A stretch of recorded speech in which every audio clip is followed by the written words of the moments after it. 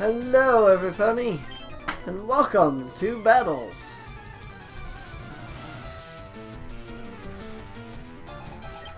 Birdkeeper Donald, send out Ella Kid. Alright, continuing with our feint attack. There's been so much grinding, I'm just like running out of PowerPoints everywhere. Color change, that's not useful. That is very not useful because I don't have anything to combat that. Hey, dark types are resistant to dark types. Why? Why'd I lose? Goodbye, Donald Trump. That's it. Donald Trump lost the Pokemon battle. He can no longer run for president.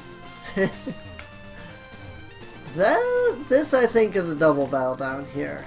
So let's do this guy first. I'm not into it, but okay, let's go. I mean, if you're not into Pokemon battling, you don't have to battle.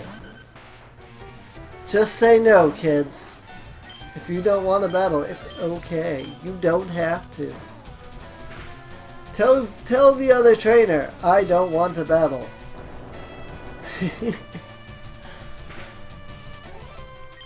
I know, supposedly you can't do that. So, I would like to see that though, like, the option to not fight a trainer if you don't want to. Because, like, it seems like you run into trainers the most, and they become the most annoying when you're, like, trying to get away from them to, like, get to a Pokemon Center or something. You're like, I'm almost to the next city. And it's like trainers. Trainers everywhere. Trainers! Trainers everywhere. It's like that meme. I don't know what that meme is called, so I can't like name the meme, but I know it's a meme. Kiri, here we go. We have to try hard. Alright, bring it on. Bring it on. Twins Kiri and Jan would like to battle. Bellsprout and Charmander. Shadow and SB. Psybeam. Let's not use Psybeam. Because I'm going to use Psybeam over here. I can use Swift on both of them. Yeah, let's use Psybeam. Blub blub blub blub blub blub blub blub blub. Super effective. Nice! Feint attack! I don't think either of these Pokemon have my lucky egg, I just realized. They do not. Did I leave that on Flare when I was done training her? I think I did. I mean, really, at this point, like, Lucky Egg is really good for, like, getting your Pokemon up in level real quick, but it's not really good when you're, like, training your entire team, you know? I should be giving this to somebody. Give it to Reddy, I guess.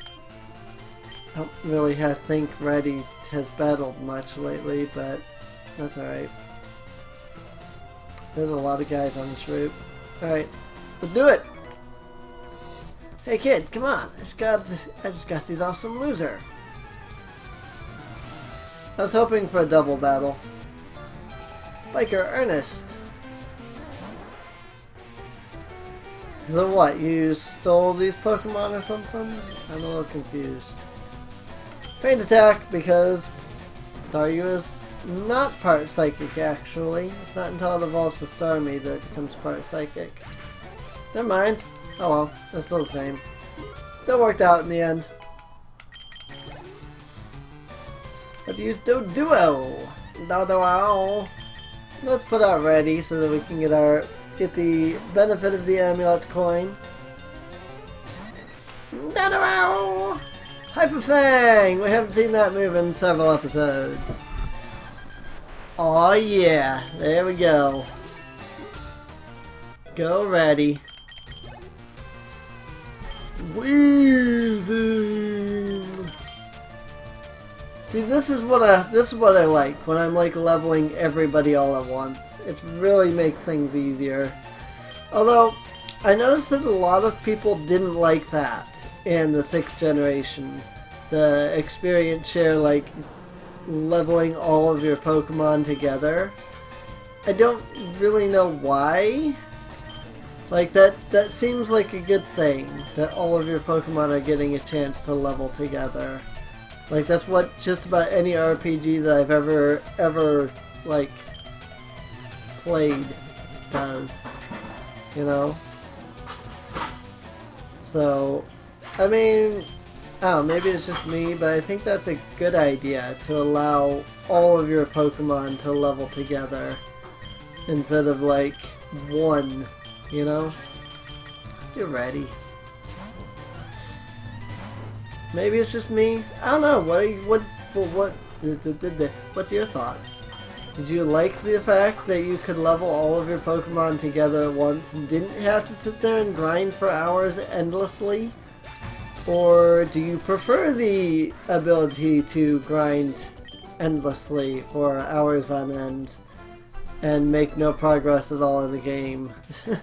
Look over all your cash when you lose to me, kid.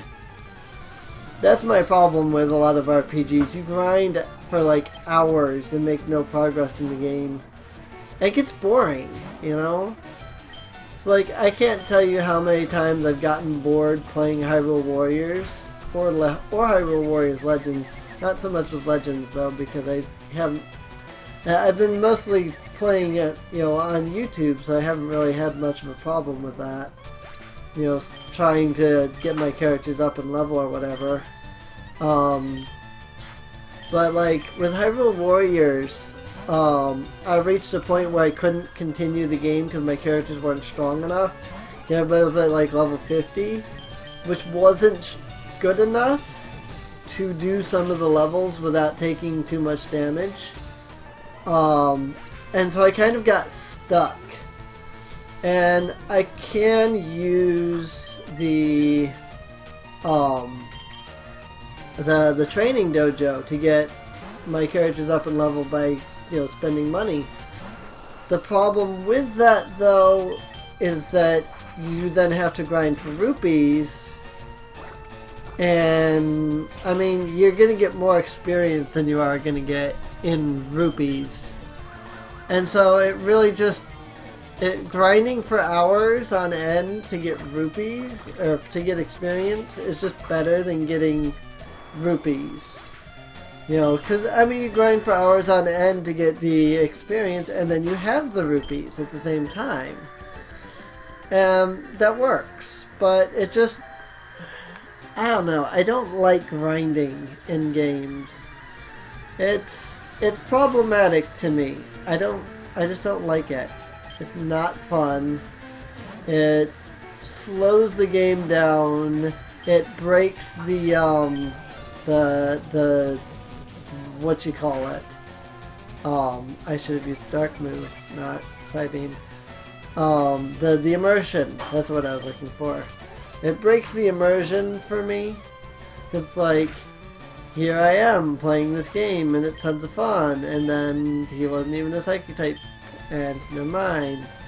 And it's like, here I am playing the game, going along with the story, it's all kinds of fun, and now I can't continue this story because my character's level 5 and I need to grind him up to level like 15 in order to do the next mission, and so I have to sit here and do nothing for 10 hours to grind.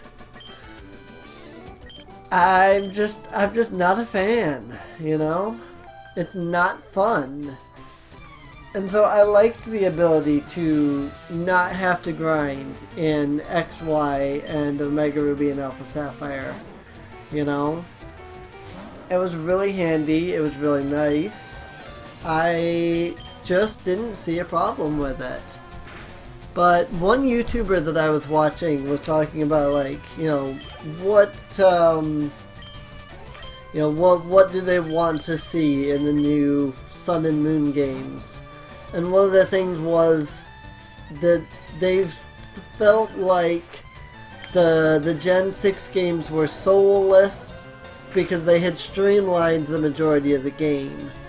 I'm like, I don't see how that makes the game soulless when, you know, specifically speaking in like Omega Ruby and Alpha Sapphire, for instance, in the Ruby, Sapphire, and Emerald games, they have you go a completely opposite way of the gym to get to the next section of the story. Like, you can't even get to the gym until you've done that part of the story.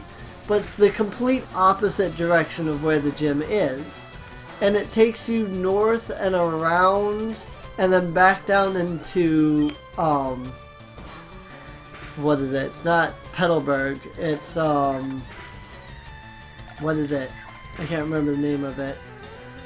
It's the city after Petalburg, where you get your first badge. And so, like, I went up and around and came back down, and I'm, like, in the city where I get my first badge, and I'm like, okay, so where am I supposed to go? Where do I get my next badge? You know, I'm like, well, maybe I can go to do Petalburg Gym, except that you go to Petalburg Gym and it's like, no, I'm sorry, you can't do this yet, because you need 4 badges before you can do Petalburg Gym. And I'm like, but there wasn't any other gyms. There was no gyms in between Mauville and the return to freaking whatever the city is that I still can't remember the name of. I'm not even paying attention to the game at the moment. I'm trying to think of the name of the city that I cannot. Why would you use Follow Me when you are the only Pokemon on the field? Whatever. But, like, I felt that that was weak. Like, I felt that that hurt the game, because it led to a lot of confusion. Where am I supposed to go? I don't know that I'm supposed to return to Mauville City so that I can then go back up to where I was, so that I can then take a new route that just opened up. You know, I didn't know this, and so I spent like 2 days wandering around trying to find the next gym before finally going back to Mauville, wandering around and then, you know, aimlessly, and then, oh look, here's freaking, whatever. You know, Parish Song. I hate that. Parish Song count fell to 3. Parish count song fell to 3. She's Pursuit.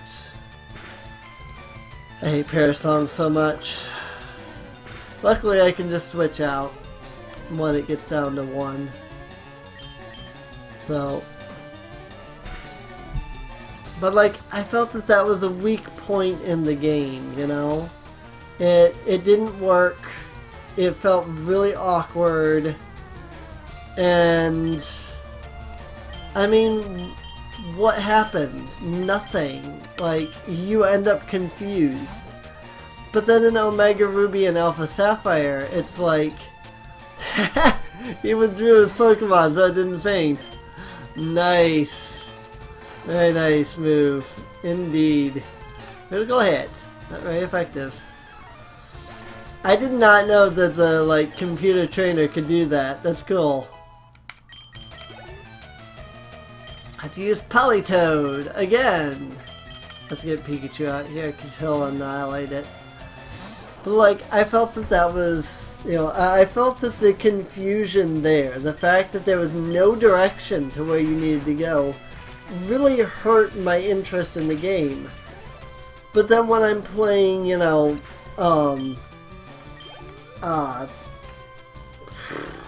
what is it? Omega Ruby and Alpha Sapphire. When I'm playing that, it's like, oh, now, you know, Brendan comes up and is like, let's head back to this one city, or whatever the first city, the first gym city was. I was like, oh yeah, okay, we can do that. I'll follow you. Then you go there, you do the thing, and then he's like, okay, now that we did the thing, you know, let's head to Mauville City. I was like, okay, cool. So like there's actually like the game is telling me where to go. And I'm not like sitting here confused and wondering where the heck I'm supposed to go for this next gym. Because now that I'm being returned to Mauville City, clearly there's something there now. And so then you wander just a little bit, just north of Mauville City, and sure enough, there's now the path to Lava Ridge Town. And it's like, oh, sweet, now I know where to go. I'm not sitting here confused trying to figure out where to go anymore.